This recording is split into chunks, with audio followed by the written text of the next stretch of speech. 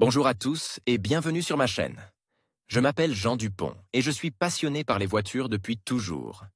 Sans beaucoup de raisonnement, passons au sujet de la vidéo. Revue de Peugeot 508, apparence du modèle, intérieur, spécifications techniques, système de sécurité, prix et compléments. À la fin de l'article, critique vidéo Peugeot 508. Revue de Peugeot 508, extérieur du modèle, intérieur, spécifications techniques, système de sécurité, prix et équipement. À la fin de l'article, critique vidéo de la Peugeot 508. La première mondiale de la première génération de Peugeot 508, qui a remplacé le modèle 407, a eu lieu dans la lointaine à Paris. La voiture a subi un restylage planifié, au cours duquel elle a reçu une apparence extérieure plus fraîche, un intérieur retouche et des moteurs modernisés. Et maintenant, 4 ans plus tard, lors d'une présentation en ligne, les Français ont présenté la deuxième génération de Peugeot 508, dont la première officielle a eu lieu au Salon annuel de l'automobile de Genève. Par rapport à son prédécesseur, la voiture a été radicalement transformée, d'une berline plutôt conservatrice et ennuyeuse, elle est devenue un coupe 5 portes, spectaculaire et extrêmement élégant. Il convient de noter qu'en plus de la version standard, le constructeur a introduit une version GT sportive et un pack de style GT Line en option, avec un motif différent de la calandre et des jantes en alliage original. L'extérieur de la Peugeot 508. Il convient de rendre hommage aux Français, qui ont donné à la nouvelle 508 une apparence élégante, séduisante et présentable, qui attire immédiatement le regard. Le museau de la berline a été doté d'une optique de tête méchamment renfrognée avec des crocs à l'aide d'une élégante calandre et d'un pare-choc avant monumental avec de grandes sections de prise d'air.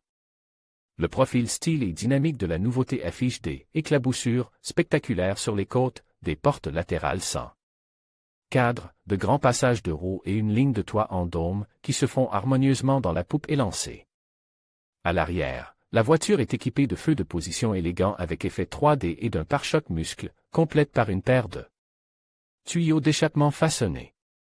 Selon les normes européennes, les dimensions extérieures de la voiture correspondent exactement aux paramètres des voitures de classe D. Longueur, même 4750 largeur, même 1859 hauteur, même 1403 empattement, même 2793 selon la variante d'exécution, la masse de la berline. En état de combat, varie entre 1415 et 1535 kg. Les futurs propriétaires ont le choix entre 10 couleurs de carrosserie, ainsi que plusieurs variantes de design extérieur des jantes. Intérieur de la berline phare de Peugeot. Le design intérieur de cette nouveauté n'est pas moins élégant, moderne et impressionnant que son extérieur. L'architecture de la torpille avant est conforme au concept et cockpit de la société, qui suppose la présence d'un nombre minimal de boutons et d'interrupteurs physiques. Le siège du conducteur est représenté par une barre compacte et multifonctionnelle, aplatie en haut et en bas, complétée par des palettes de changement de vitesse, ainsi que par un moniteur de tableau de bord de 12,3 pouces, situé à la hauteur des yeux du conducteur. La partie centrale de la torpille est légèrement tournée vers le conducteur et comporte un élégant conduit d'air, un écran central multimédia de 8 ou 10 pouces ainsi que plusieurs interrupteurs physiques. La qualité des matériaux utilisés, ainsi que l'ensemble de l'assemblage, résiste aux critiques les plus sévères. Selon les données du passeport, l'intérieur de la nouvelle Peugeot 508 offre 5 places, mais seuls 2 passagers adultes peuvent s'asseoir confortablement sur la deuxième rangée, comme en témoigne le tunnel de transmission élevé et le coussin central court du canapé. Des fauteuils confortables avec un soutien latéral prononcent, un nombre suffisant de réglages, ainsi que le chauffage et, en option, des fonctions de massage et de ventilation sont proposées au siège avant. Le volume du coffre à l'état de camping est de 487 litres, et le coffre lui-même a la bonne forme et des parois parfaitement plates. Si nécessaire, le canapé arrière peut être range au ras du plancher et permet d'obtenir un volume de chargement de 1537 litres. Non sans une roue de secours et un kit de réparation, que le constructeur a situé dans une niche spéciale sous le faux plancher du coffre. Caractéristiques techniques de la Peugeot 508.